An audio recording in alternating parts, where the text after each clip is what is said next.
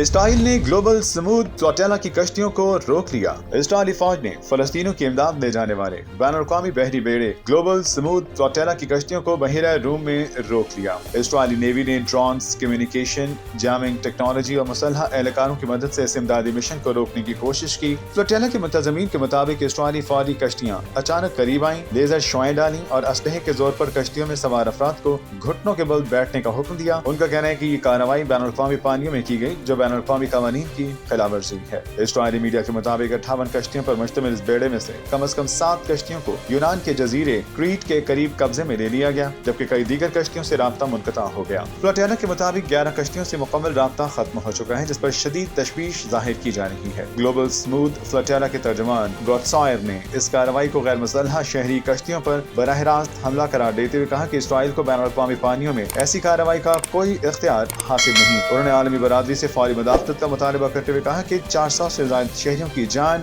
خطرے میں ہے۔